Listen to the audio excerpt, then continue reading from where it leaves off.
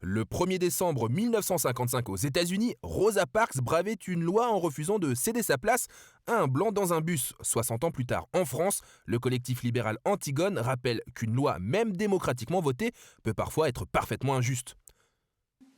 7 Français sur 10 pensent que la démocratie ne fonctionne pas très bien.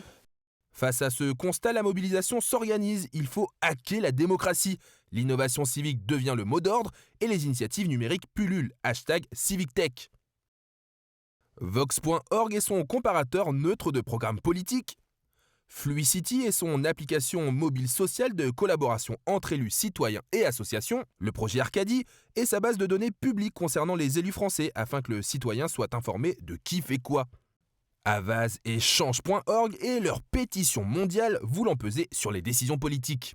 La primaire.org qui veut permettre aux Français de choisir démocratiquement les candidats de l'élection présidentielle de 2017. Imagination for People et ses solutions citoyennes créatives. Le terme démocratie directe émerge sur Twitter et remporte beaucoup de suffrages. Fabrice BM précise cet engouement. À titre personnel, je préfère de loin la démocratie directe faite de référendums réguliers à tous les échelons d'administration. Si je résume, répond aux détracteurs de ce nouveau principe de représentation. En fait, j'ai compris. Ce qui vous dérange le plus dans la démocratie directe, c'est qu'il faut réfléchir. Fallait pas chercher trop loin.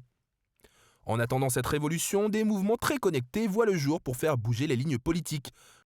Le do tank bleu-blanc-zèbre d'Alexandre Jardin veut résoudre des problèmes de société en impliquant les citoyens dans sa résolution. Nous, citoyens, organisent des projets participatifs de riposte citoyenne. Le collectif Ma Voix veut hacker l'Assemblée nationale en 2017.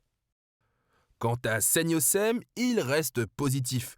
Je suis un grand optimiste, je crois en un avenir et en un monde meilleur, et seuls les hommes peuvent le construire.